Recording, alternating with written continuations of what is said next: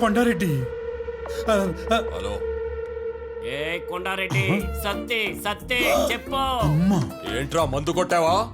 అరే, నీతో మాట్లాడాలంటే మందు కొట్టాలారా హౌలే? నా కింద పని చేస్తూ నన్నే పేరు పెట్టి పిలుస్తున్నావు? రేయ్, 200 కోట్లకే నీకు అంత వయసు 2000 కోట్లు. బావా ఏం లేదులే బావా. వీడు హైదరాబాద్ వచ్చిన తర్వాత ఒక 2-3 కోట్ల ఆస్తున్న అమ్మాయి దొరికింది. అందుకే పిచ్చి పిచ్చిగా మాట్లాడుతున్నాడు. ఉంటాను బావా. జాబ్. ఏందిరా, ఏంది వాడికి భయపడేది? ఏం చేస్తాడు వాడు? కొండారెడ్డి దగ్గర ఏం ఉందిలే. పీకుతాడా? పద, పద. ఏమైందిరా వీళ్ళకి? ఫ్రస్ట్రేషన్.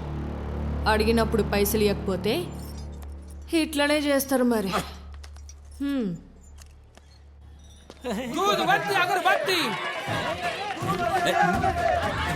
అరటికాయ మామిడికాయ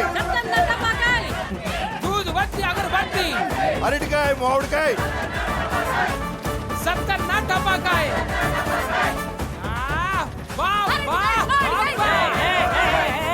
వీళ్ళెవరు వాళ్ళెవరు మీరంతా చెప్తాగా, వీళ్ళందరూ నీ ఫ్యాన్స్. ఫ్యాన్సా? అన్నా ఆటో జానీ ఈ నీ కోసం చచ్చిపోతాడు. దేనికి? అభిమానం.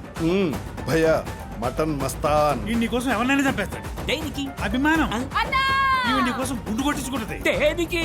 అభిమానం. 2000 కోట్ల రూపాయలు వస్తున్నాయంటే నీ మీద ఆ మాత్రం అభిమానం ఉండదు. ఆ, నాకు ఇంపార్టెంట్ పని ఉంది, ఫాలో. అలాగే. మీ అందరి కోఆపరేషన్ థ్యాంక్స్.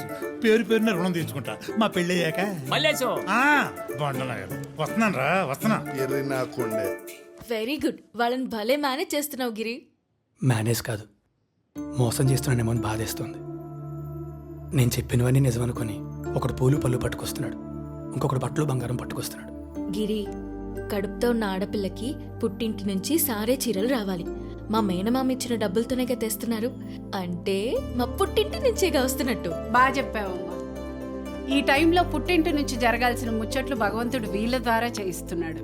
కానీ మీకు కావాల్సిన వాళ్ళగా మా బాధ్యతలు కూడా కొన్ని ఉంటాయి కదా.